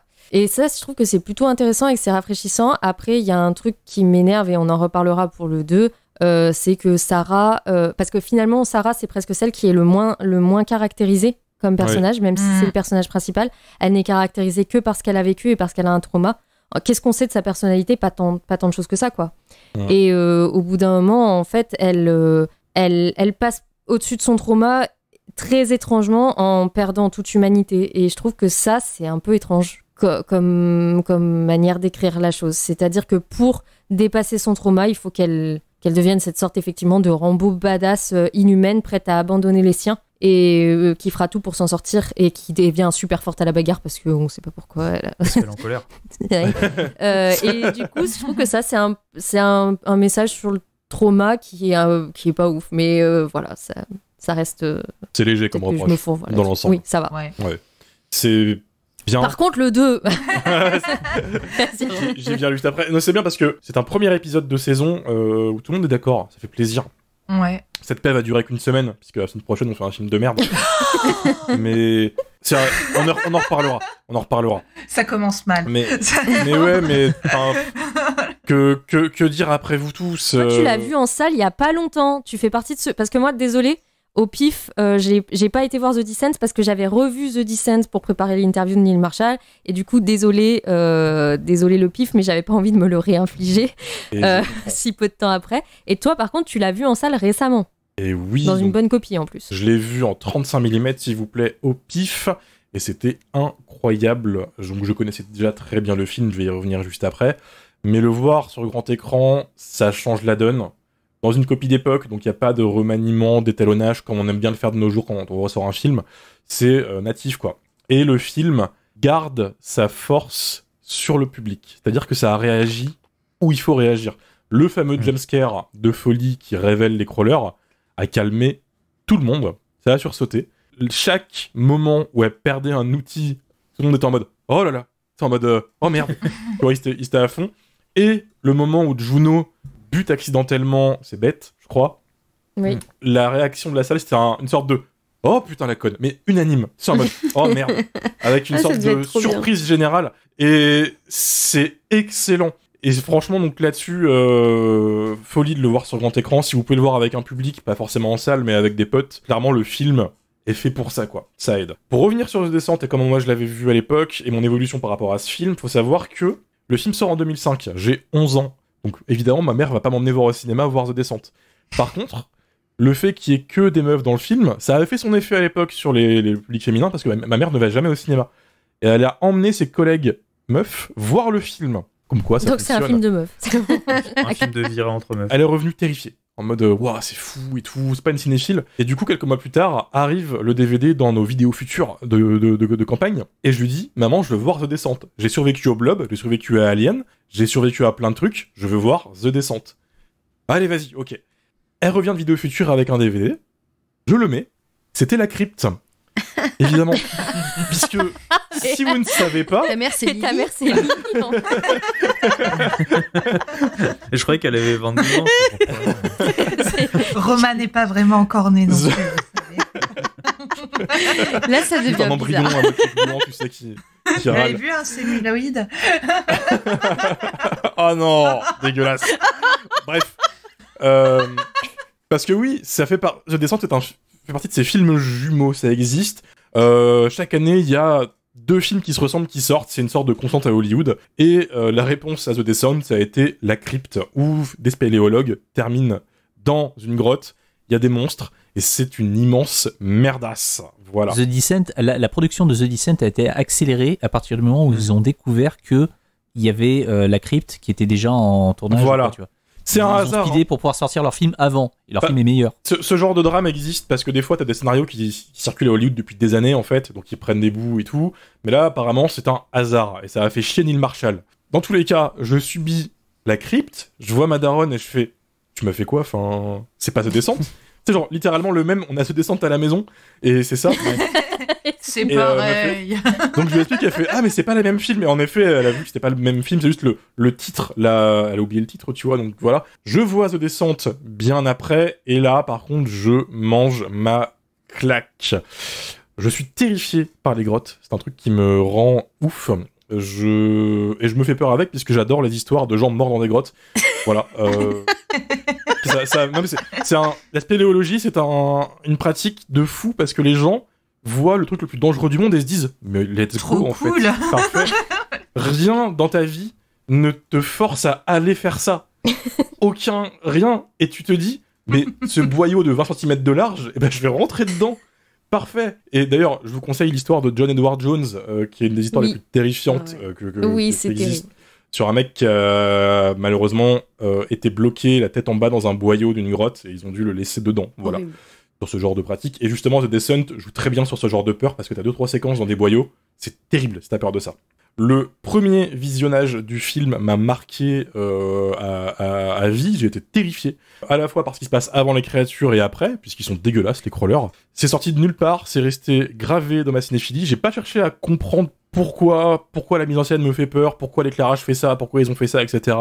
Je l'ai juste vécu, le film m'a pris, m'a emmené dans l'obscurité, m'a mis une claque et m'a fait repartir en mode tiens, rentre chez ta daronne, fais pas chier. Et le pire, du coup, c'est pour l'avoir revu, ça fonctionne toujours très très bien, je trouve, même 20 ans après, quoi. Malgré les 2-3 défauts de montage qu'on a évoqués et quelques soucis à droite à gauche, ça reste quand même extrêmement solide. Pour me rendre compte de ce que j'aime dans The Descent, en fait, il a fallu que je voie le 2 et que je découvre en fait tout ce qui fonctionne pas dans le 2, mais qui fonctionne dans le 1. Parce que le 2 est une inversion totale en ce qui concerne les qualités du premier film. Pour donner du contexte aux auditeurs, The Descent 2 est un film réalisé par John Harris, comme on a dit, qui est le monteur du premier film. C'est un film qui fait sens uniquement si tu as vu la fin américaine du premier dans lequel Sarah sort de la grotte. Donc déjà, techniquement, le 2 laisse de côté un des partis pris du premier qui fonctionne le mieux, selon moi, c'est l'éclairage. Voilà, le 2 est suréclairé. La grotte, tu vois tout. Je comprends pas pourquoi. Donc voilà, exit l'obscurité totale. Bonjour l'éclairage classique qui te perd donc beaucoup moins. C'est super dommage. En plus, à côté, c'est un film horrible en termes d'écriture. Sarah est retrouvée, Sarah est sauvée, et surtout Sarah est amnésique, ce qui est un bon moyen très facile pour la refaire vivre à peu près la même chose que dans le premier film, puisque évidemment, une équipe de sauvetage se forme, on refait descendre Sarah dans la grotte pour retrouver ses potes et voir du coup si c'est pas elle qui les a tués aussi. Elle est paumée comme dans le 1, elle retrouve son instinct meurtrier comme dans le 1, on retrouve Juno qui est encore vivante et qui a passé quelques jours dans la grotte à tabasser des crawlers. Ça, c'est pas une mauvaise idée, puisque Juno, selon moi, c'est le meilleur personnage du premier, donc la faire revenir... oui, pourquoi pas, tu vois, s'il faut qu'il y ait une suite. Oui, enfin, elle a perdu 4 litres de sang, elle a rien C'est bouffé ça. depuis 4 jours, mais ça va, elle est bien, quoi. Juste, elle a un Mais c'est peu une son guerrière, mascara Juno. qui a On coulé. s'en quoi. fout. C'est vrai. James Franco, il s'est mangé le bras, il s'en est sorti. Oui, mais c'est James Franco. Mais quitte à avoir une suite qui a pas forcément de raison d'exister, autant ramener le meilleur perso du premier, selon moi, et ramener la meilleure chose du 1 en termes d'écriture de personnage, c'est justement la confrontation entre les deux et le fait qu'il y a un gros souci qui monte progressivement, quoi. T'as un super terrain de jeu en tant que scénariste, t'as forcément de la rancœur, de la haine, elles se sont trahies, on a une embrouille un peu mollassonne au final, c'est très dommage. Surtout que, elles se voient, elles se grognent dessus, elles font la paix en mode, bon, on sort et on règle ça dehors. 2 séquences plus tard, Juno meurt. Voilà. Et Sarah, qui n'a aucune raison de faire ce qu'elle fait, se sacrifie. Pour meuf random. Mais c'est une meuf Oui, qui va retrouver attends, son enfant, c'est- c'est pour ça. Sarah, pendant 2 films, cherche à sortir de la grotte dans laquelle Juno l'a emmenée volontairement. Juno qui a aussi baisé son mari mort, rappelons-le, parce qu'il faut quand même, voilà. Alors, quand il était Oui, vivant, faut préciser. Oui, ouais, non, certes. C'est un je- autre film, La ça. formulation est pas ouf. Confond pas Vous jouez avec Gaston, les hein. mots, d'accord? On a déjà fait nécromantique, arrête. Ce que je disais. C'est un autre Bon, film. un qui a film allemand. baisé son mari quand il était vivant, mais maintenant il est mort. Et elle se dit, je vais rester dans la grotte. Pour Trop sauver cool. une meuf totalement random. Qui a aucun impact en plus sur l'intrigue, on s'en fout, quoi. Oui, pour sauver du coup Jean-Michel. enfin, Mais elle sauve Mais la tous les maman. personnages sont giga mal écrits dans le 2. mais oui, En fait, ils envoient une équipe de spéléologues spécialistes qui sont nuls, contrairement aux filles Ouais. dans le premier. Tu les vois pas du tout s'assurer. Ils y vont avec des lampes de torche Ah, mais qui c'était marchent teubé, pas, ils en ont rien à foutre. Il y a le flic, 60 ans, bientôt à la retraite. Il descend dans la grotte avec son flingue. En plus, qu'est-ce qu'il fait là? Pourquoi on sait pas? le Et spéléo. la meuf, la flic aussi, elle a jamais fait de spéléo de sa vie. On lui dit, vas-y Ginette, mets un casque, on descend dans une des grottes les plus dangereuses du monde. Enfin, ça dont- n'a aucun sens, ce truc. dont personne n'est jamais remonté. On fait descendre Oui, une c'est ça. débutante. Oui. Voilà, Oui. c'est- Oui. Et il y a cette scène, moi, qui m'a fait halluciner. Le fameux flic, là, en fait, il se fait choper par des crawlers au bord d'un gouffre et du coup, on lui coupe la main. Et je me suis dit, mais Oui. pourquoi? Et ça n'a aucun sens. Ça n'a pour seule fonction de créer... Parce qu'il est menotté à Sarah. Oui. Ah, mais putain, j'avais pas compris. Mais ça n'a... Et Mais... on doit sauver Parce Sarah. qu'il lui a et dit, on pas- reste pas le- ensemble. pas le Oui, bouffer. mais ça n'a pour seul objectif que de faire du gore. Voilà. Ah oui, non. Ah, mais le C'est film n'a c'est aucun juste sens. là pour ça. Mais ça n'a aucun sens. Le premier réflexe, c'est pas bon, je vais te couper la main, salut, je te sacrifie. T'as quand même le temps, avant que les crawlers arrivent, d'essayer de remonter le mec. C'est le premier réflexe. Avant de lui dire, je vais te charcuter. Voilà, c'est... Enfin bref, c'est un film très fastidieux et là, je parlais que des protagonistes, mais sachez que la plupart des attaques de crawlers sont quasiment copiées-collées sur le premier en dehors d'une ou deux séquences, dont un passage dans une grotte remplie d'eau, et pour pas être totalement négatif sur le film, je retiens que quelques effets gore et maquillage sont toujours très très solides. Surtout que les crawlers sont un peu plus déformés dans celui-là, donc il y a quelques parties pris plutôt sympas, mais bref. Faut noter aussi, il y a un plan caca. Hein. Il y a un plan avec C'est un ce que crawler j'allais là dire, qui ouais. chie. Oui. Ah, ça a dû te plaire, Qui ça chie en haut Mathieu, d'une falaise. effectivement. On remplace la mare de sang par une mare de merde. Du coup, voilà, c'est le. En plus, ça dure c'est assez une longtemps quand même. métaphore hein. de The Descent Elle se 2 dit, par eh, rapport- C'est on peut-être est à où l'image de ce qu'il est aussi, hein, quand même. C'est dégueulasse. Il y a une scène qui marche bien, je trouve. C'est la meuf qui se fait prendre dans les boulis. Oui. Et qui a juste son toki et sa petite lampe, et ses potes ils lui disent bon bah on peut pas passer par là, on fait le tour, t'inquiète, on revient te chercher. Et c'est le seul moment où tu sens la grotte se refermer sur un personnage et tu vois qu'elle est vraiment entourée de pierres, elle a pas beaucoup d'espace et bah, c'est super angoissant parce qu'elle sait pas s'ils vont revenir la chercher ou pas. Et je trouve que c'est vraiment le seul truc qui fonctionne vraiment bien dans le côté claustro, alors que The Descent, le premier, il fait très bien ça. Et là, bah non, la grotte, elle est hyper grande, elle est hyper éclairée. C'est ça qui est frustrant, qui est énervant, parce que tu vois The Descent, enfin, moi j'y vois, pour finir ma critique de The Descent et aller sur le 2 ensuite, j'y vois du talent pur, quoi, brut en termes de mise en scène, en termes de suspense, en termes de... J'y vois un des meilleurs jumpscares de l'histoire du cinéma d'horreur, avec le reveal des crawlers. Franchement, ce plan, il est iconique, quoi, à fond. J'y vois des personnages super bien construits et surtout des personnages qui sont pas unidimensionnels. Chaque protagoniste, qu'elle soit gentille ou méchante, tu peux comprendre pourquoi elle est comme ça. Juno, ok, c'est la méchante dans le film techniquement, mais elle est pas totalement méchante cartoonesque. En fait, tu peux aussi comprendre comment elle se défend. Ils ont leurs raisons, ils sont pas écrits comme des clichés, et ça, franchement, c'est rafraîchissant. Il y a une économie de moyens qui est vraiment mise au service du film avec brio, vraiment. Et à côté, c'est un film qui a inspiré des tonnes de films et de réalisateurs. Rien que récemment, Gueule Noire de Mathieu Turi, et pas que dans le cinéma aussi, hein. Je pense d'ailleurs à The Forest, pour nos gamers sûrs qui nous écoutent. Excellent jeu, au passage. Et du coup, ça m'énerve de voir que le pire rejeton du lot, bah, c'est The Descent 2. C'est celui qui est officiel, en fait, tu vois. Et je terminerai juste en disant que allez le voir avec du monde si vous pouvez, parce que c'est trop, trop bien. Voilà. Amélie, The Descent 2, je t'ai vu le platiner pour le podcast. Non, je l'ai pas platiné, mais effectivement, du coup...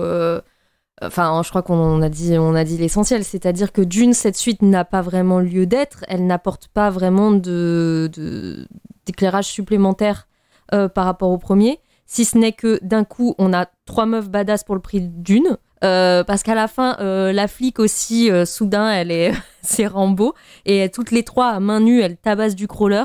Voilà, ça, je me suis dit, ok... Elles ont vécu une dure journée, je comprends, mais quand même. Du coup, oui, effectivement, tout ce qui était bien et intéressant, c'est-à-dire le groupe qui fonctionne bien ensemble, les personnages, l'éclairage, la grotte et tout ça, ne fonctionne absolument pas dans The Descent 2. On n'est pas très loin du téléfilm, même parfois dans l'écriture des personnages.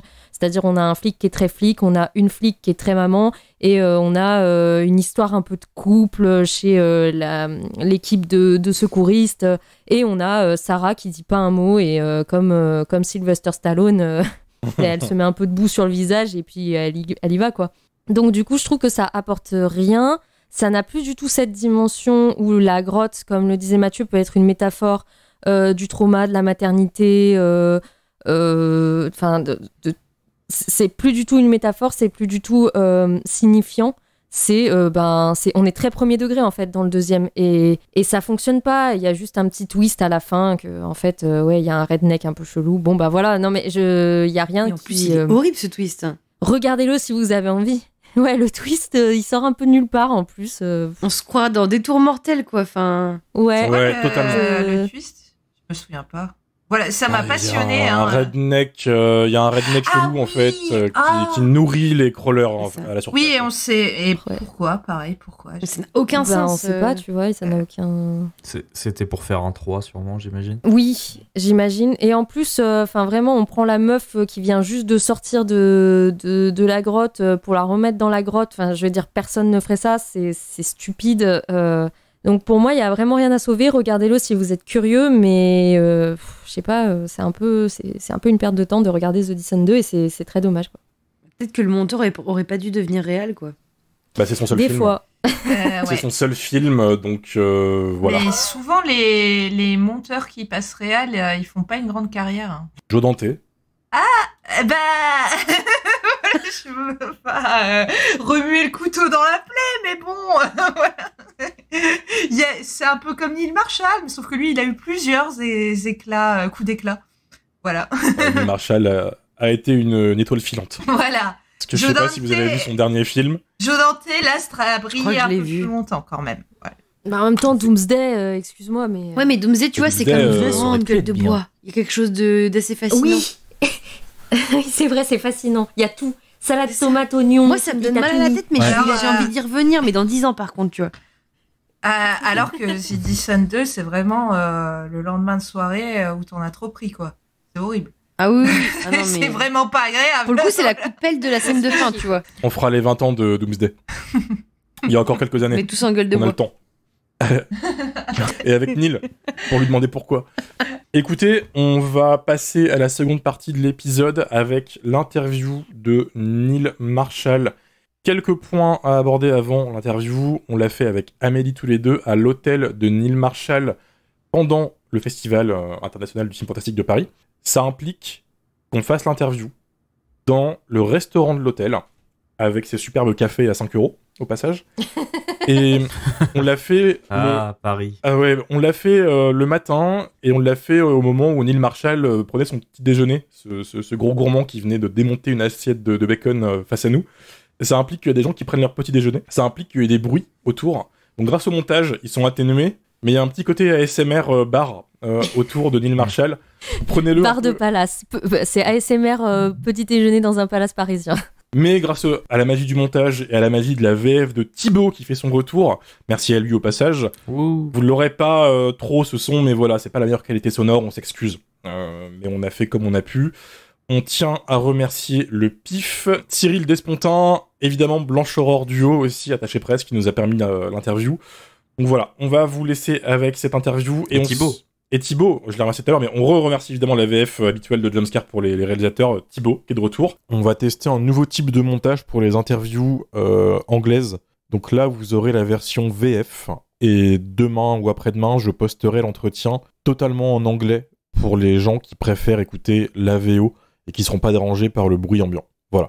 Ça permet d'éviter le type de montage qu'on avait la saison dernière, qui était d'avoir la réponse d'abord originale en anglais, suivie de la réponse en français. Pour les gens qui comprennent les deux, c'était chiant d'attendre en fait. Ça ralentissait le rythme, c'était pas dynamique. Du coup voilà, on vous a écouté, on a vu les retours, donc maintenant ce sera directement la VF et plus tard l'entretien en VO posté quelques jours après sur les plateformes. Voilà. On vous laisse avec ça, on se dit à la semaine prochaine pour le splendide Maniac Cop. Oui. Voilà, le film le plus lilicore au monde. Je suis si heureuse, si émue. J'aimerais remercier ça fait au moins mes une parents. personne. Non, 2 personnes. On est 2 à être contents. Ah ouais. Écoutez, je me laisse la semaine pour voir si j'ai changé d'avis, mais j'y crois pas trop. Bah, on en reparlera, en tout cas. Et puis voilà, puis on se dit à la semaine prochaine. D'ici là, portez-vous bien. Des Des bisous. bisous. Salut. À la semaine prochaine. Alors, allons-y. Lors de la projection du film hier sur grand écran au Max Linder, j'ai remarqué que The Descent fait toujours son effet sur les spectateurs qui découvrent le film pour la première fois. Est-ce que vous êtes surpris par la longévité du film et de son impact sur l'audience 20 ans après sa sortie?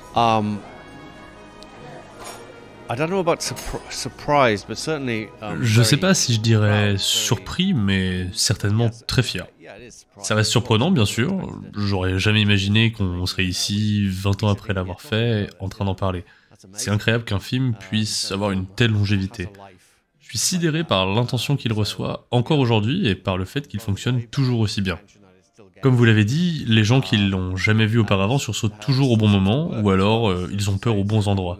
Quelqu'un l'a mentionné hier soir, pendant le question-réponse après la projection, le film n'a pas vraiment vieilli. Il n'y a pas grand-chose qui trahit son époque. Il n'y a pas de musique de cette époque, le film se déroule pas dans le monde extérieur, tout se passe vraiment dans des grottes. Et les personnages portent des vêtements d'expédition qui n'ont pas vraiment changé avec le temps. La seule chose qui pourrait me venir à l'esprit, c'est qu'ils n'ont pas d'iPhone. Ils filment avec un caméscope et pas leur téléphone. C'est le seul indice qui permettrait de dater le film. Mais bon, on peut pas vraiment utiliser son téléphone sous terre de toute façon, donc on va dire que c'est une bonne excuse. Et en tout cas, c'est génial que les gens aient encore envie d'en parler. Après le succès de Dog Soldiers, vous avez reçu de nombreuses offres pour réaliser d'autres films d'horreur. À l'origine, vous n'étiez pas très enthousiaste. Vous vouliez éviter d'être enfermé dans le genre horrifique. Mais au final, vous avez choisi de réaliser The Descent. D'où est venue cette idée ? Après Dog Soldier, je m'étais pas vraiment préoccupé par l'idée d'être enfermé dans le genre horrifique. C'était plus, après The Descent, je me suis dit, bon, je veux pas être uniquement catalogué comme un réalisateur de films d'horreur. Moi, ce que j'aime plus que tout, c'est l'action. Je voulais faire des films d'action et au moins inclure de l'action dans mes films d'horreur. La raison pour laquelle The Descent a vu le jour, c'est que je trouvais pas Dog Soldier particulièrement effrayant. Je le trouve plutôt drôle en fait. Il y a beaucoup d'humour dedans. C'est un film qui s'inspire davantage de films comme Evil Dead 2, un film très drôle, très exagéré, mais qui fait pas spécialement peur. Je me souviens plus qui c'était, mais un critique avait écrit à propos de Dog Soldier, c'est bien, mais à quand un réalisateur britannique qui nous fera un vrai film d'horreur, qui fait peur? J'ai pris ça comme un défi, je me suis dit, ok, on va tenter. J'avais fait une comédie horrifique, mais il était temps de faire un film d'horreur vraiment sombre et sérieux, et donc je me suis lancé le défi de faire le film d'horreur le plus effrayant possible. Et il semblerait que j'ai réussi à cocher quelques-unes de ces cases. L'une des forces majeures du film, c'est son casting, qui ressemble à un vrai groupe d'amis. Est-ce que vous pouvez nous parler un peu du processus de casting pour trouver le groupe d'actrices parfaites pour le rôle? Et est-ce que vous leur avez laissé un peu la liberté d'improviser pour créer leur personnage? Oui, il y a eu une part d'improvisation. Le processus de casting a été assez long. C'est ce que je voulais. Des actrices inconnues. Nous avons fait beaucoup d'auditions pour les trouver. Je me souviens plus qui nous avons trouvé en premier. Je crois que c'était peut-être Alex Reed dans le rôle de Bess. Ensuite, nous l'avons fait jouer avec des actrices qui venaient auditionner pour le rôle de Sarah. Et nous avons trouvé Juno. Nous les faisions revenir sans arrêt pour les tester ensemble et voir comment elles interagissaient pour former un groupe qui marchait plutôt bien ensemble. Chaque actrice était très différente des autres. Pendant les répétitions avant le tournage, j'ai autorisé une certaine dose d'improvisation car je voulais créer une vraie dynamique au sein du groupe et presque immédiatement, elles ont commencé à nouer des liens d'amitié. À côté, j'ai longtemps travaillé sur le scénario et je l'avais soumis à plusieurs femmes de mon entourage afin de m'assurer que les dialogues faisaient plutôt authentique. On m'avait donné un conseil avant le tournage, je crois, c'était de la part de Emma Clixby, qui était l'actrice principale dans Dog Soldier, et elle m'avait dit que les femmes ne parlent pas de ce qu'elles pensent, elles parlent de ce qu'elles ressentent. Ça a été une révélation pour moi. J'ai réévalué et réécrit tout le scénario et les dialogues sous cet angle. Que ce conseil soit vrai ou non, ça l'a clairement amélioré. Il y a eu beaucoup de réécriture sur ce script, autant je voulais qu'elles apportent leur propre touche, mais autant je voulais pas trop qu'elles dénaturent le scénario, car il y avait justement un énorme travail dessus. On a réussi à trouver un juste milieu au fur et à mesure, une fois qu'elles ont commencé à s'approprier leur personnage, tout est devenu organique. Ce qu'elles disaient sonnait juste. Après avoir finalisé le casting, nous sommes allés explorer des grottes ensemble, c'était une espèce d'expérience de cohésion, mais aussi de recherche pour le film. Toutes les filles sont toujours très bonnes amies aujourd'hui, elles se voient encore de temps en temps, d'une certaine manière, et c'est un peu ce dont je suis le plus fier, d'avoir aussi créé un groupe d'amis, c'est génial. Dans The Descent, l'effet de la peur passe par l'image, mais aussi et surtout par le son. Comment avez-vous travaillé le sound design du film ? Je suis content que vous me posiez la question. Quand j'ai engagé John Harris pour monter le film, il m'a recommandé 2 jeunes gars à Londres qui avaient une boîte de sound design, Phase UK. Il m'a dit qu'il avait déjà travaillé sur quelques petits films et qu'ils étaient vraiment passionnés par ce qu'ils faisaient. Nous sommes donc allés les voir et ils se sont chargés de tout le sound design du film. Dans un environnement comme des grottes, on a un bon terrain de jeu sonore avec les échos, les réverbérations et tout ce genre de choses. Et ils se sont vraiment éclatés là-dessus. Idem sur les effets sonores des créatures et tous les autres effets horrifiques dont nous avions besoin, ils ont fait un excellent travail. Comme ils étaient super, on les a rappelés pour Doomsday et sur tous les projets où je pouvais les appeler. D'ailleurs, l'autre jour, je suis allé voir Gladiators 2 et je me suis rendu compte que ce sont eux qui avaient fait les sound design du film. Ils ont commencé avec The Descent, un petit film, et maintenant ils travaillent avec les plus grands films. Je trouve ça génial. Je leur ai immédiatement envoyé un email pour leur dire que j'étais super content pour eux. Comme quoi, de grandes choses naissent de débuts modestes. Donc voilà, le sound design en tout cas était super important, tout comme la musique d'ailleurs. Et la grotte était un super environnement pour travailler ces aspects-là. Vous avez souvent dit que The Descent avait été un tournage éprouvant sur le plan physique. Pour vous et aussi pour votre équipe. Pouvez-vous nous parler des plus grands défis auxquels vous avez dû faire face pendant la production ? Le plus gros défi, c'était le froid, et à quel point le tournage était inconfortable pour les filles. Comme je l'ai déjà dit, nous tournions en studio. Il n'y a pas une seule vraie grotte dans tout le film. Si on tournait pas dans un décor, on utilisait des maquettes, et si on n'utilisait pas des maquettes, on utilisait du matte painting. Mais du coup, on tournait en janvier, dans les studios de Londres, et sans chauffage. Nous avions en permanence des petits pulvérisateurs d'eau autour pour simuler l'eau qui coule, l'humidité sur les parois de la grotte. Du coup, les actrices ressortaient de chaque scène complètement trempées. Et c'était pas de l'eau chaude, c'était de l'eau glacée qui sortait directement du robinet. Ils étaient constamment en train de trembler et on devait tout faire pour éviter l'hypothermie. On les gardait à chaud et dès que possible, on les enroulait de couverture entre chaque prise. C'était vraiment difficile pour elles. Et en plus de ça, c'était un tournage très physique pour elles. Il y avait toute la violence des scènes d'action, le fait de se suspendre au plafond, mais bon, elles étaient à 200% dedans. Pour l'équipe de tournage, c'était un peu moins difficile. Bon, il y en a quand même qui ont tourné les scènes extérieures en Écosse où il faisait super froid et humide, et c'était super austère là-haut, mais moi, je vis pour ça. Alors, j'adore faire vivre l'enfer à mes acteurs. Sur vos derniers films, vous avez utilisé des caméras numériques qui sont bien plus sensibles aux basses lumières et qui du coup donnent une bien meilleure image dans l'obscurité, mais du coup sur The Descent, c'était il y a 20 ans, c'était des caméras beaucoup plus grosses et la pellicule qui est, qui est beaucoup moins sensible aux basses lumières. C'est beaucoup plus compliqué d'éclairer quand on filme en pellicule. Surtout que là, c'est un film qui est très très sombre. Du coup, à quel niveau c'était un challenge ? C'était exactement ça le défi. Aujourd'hui, on a des caméras numériques super performantes et ultra sensibles à la lumière. On peut littéralement allumer une allumette et filmer une scène avec. Mais à l'époque, la pellicule, c'était très différent. On devait utiliser des ampoules plus puissantes, il n'y avait pas de panneau LED, rien de ce genre. Tout était fait avec des sources old school. Sur le plateau, l'éclairage semblait bien plus fort que le film. Et on éclairait tout légèrement plus. afin que comme ça, à l'étalonnage, on puisse venir écraser les noirs au maximum, afin que de conserver que du détail essentiel. Depuis le début, je voulais que la seule source de lumière dans la grotte soit celle que les personnages emporteraient avec eux, parce que c'est comme ça dans une vraie grotte. Et tout ça vient d'une expérience que j'ai vécue à l'école quand j'avais 10, 11 ans. On avait fait une sortie scolaire et ils nous ont ramenés dans une mine. Et à un moment donné, on était tout au fond de la mine et ils nous ont demandé d'éteindre nos lampes torches. Pour la première fois, j'ai découvert ce que c'était l'obscurité totale. J'agitais ma main devant mon visage, mais je ne voyais absolument rien. Pas une forme, rien.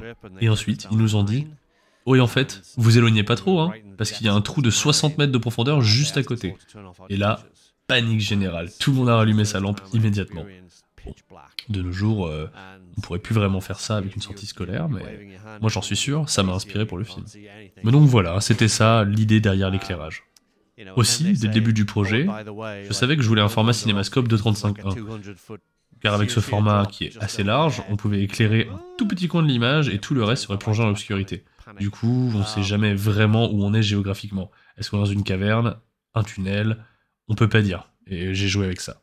The Descent est sorti en plein milieu d'un nouvel âge d'or pour le cinéma horrifique britannique, à côté de films comme 28 jours plus tard, Shaun of the Dead, Sévrance, Creep, etc. Quelle est votre opinion sur le cinéma d'horreur britannique actuel? Well, horror goes in cycles. It all seems to go in cycles. L'horreur fonctionne toujours par cycle.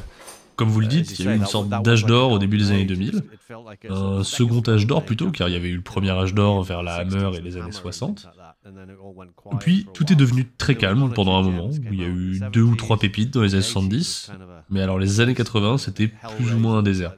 Je pense que Hellraiser était vraiment un des seuls films marquants de cette période. Et ensuite, dans les années 90, pas grand chose à nouveau. Et puis, tout d'un coup, fin des années 90, le genre a explosé. On a eu cette période fantastique avec plein de grands films d'horreur, et qui sortaient en salle en plus, ce qui était à l'époque de plus en plus rare. Et aujourd'hui, il y a encore beaucoup de films d'horreur qui sortent. Je peux pas dire qu'ils sont tous de qualité, mais il y a quelques perles dans le lot. Le challenge, c'est de faire arriver jusqu'à la salle de cinéma. Et c'est devenu quelque chose de très compliqué aujourd'hui, mais quand un film d'horreur cartonne, par contre, il cartonne vraiment. Le genre est toujours aussi viable. Depuis quelques années, l'horreur reste le genre le plus rentable aux États-Unis et ailleurs d'ailleurs. Les films les plus rentables sont presque toujours des films d'horreur. Donc il faut encourager plus de monde à aller les voir en salle. Je pense aussi que l'horreur est l'un des rares genres qui pousse les gens à aller au cinéma, c'est parce que il y a une expérience de groupe. Donc moi, je dis, allons-y, on ait plus de films d'horreur sur les écrans. L'industrie cinématographique britannique a toujours été fondamentalement snob et a toujours méprisé les films d'horreur, ce que je trouve stupide.